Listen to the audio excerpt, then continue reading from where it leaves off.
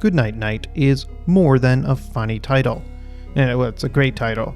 It's also a quality indication of how silly the game is.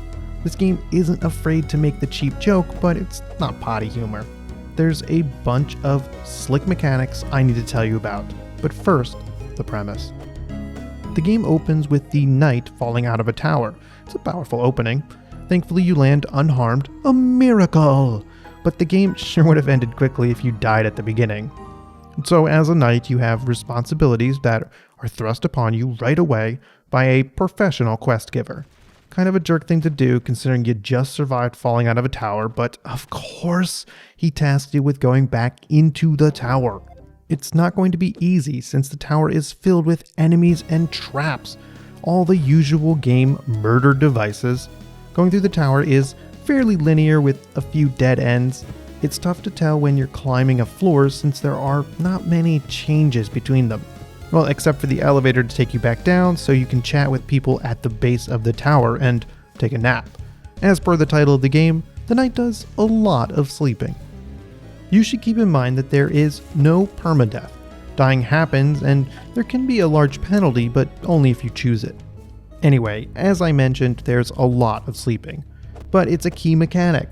Sleeping in your tent is the only way to refill your health, craft consumables, and use your experience points. It's a one-stop shop to get you refilled and ready to go back into the action. You use all the stations in your tent to plan it out, and then hit the hay. Good night, night. The experience mechanic is the most interesting. All the experience you gained is transferred to your items, which reduces their weight. While you can pick up items and walk around overburdened without consequence, you cannot leave your tent. This makes a pretty good case for not going back if you collected a bunch of items. But eventually, with enough experience, you can bring down the weight of your items to nothing, so you can carry more and more. It's a leveling up or talent system where you get to constantly choose which benefits you want to keep. If you gain a new item and it's very heavy, you might have to remove 2 other items to use it. It's silly, but I like it. With every slumber, the knight's baseline power grows. Moving on to the combat, which is slow, weighty, and precise. If you make a mistake, you will pay for it. The system is built on stamina, so when you start swinging, you better be committed. The combat speed is slow enough for you to carefully plan your moves. I had no issues carefully proceeding, but when I was trying to rush through, I would take damage. These are simple mechanics, but they work. Nothing wrong with them. I also like the enemy sprites filling up with red as their health bars. Stealth is another option, and the mechanics are all you could ask for. Enemy foot noise indicators and distinct icons for caution versus alert. The knight can sneak up on enemies to grab and drag them around. Is it useful as an attack? I don't know. It's kinda tricky and slow. Once the enemies notice you, they all do, and it doesn't seem like there's any way to disengage. I'm not really sure how much it's adding to the game, but it's an early access, so we'll see.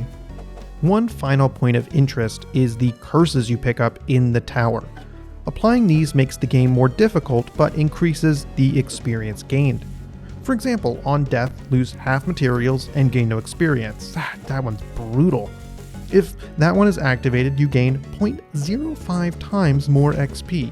I can't tell if picking one up activates it right away, but if it does, that's tough.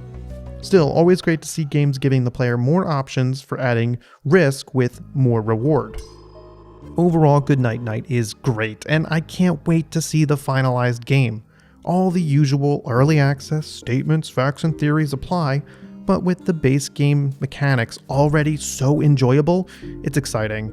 It's worth playing now, and it's a tough decision if you want to spoil the final product. I definitely recommend it though. The room echo in here is driving me nuts, but if you made it this far, you really should subscribe because there's more content coming.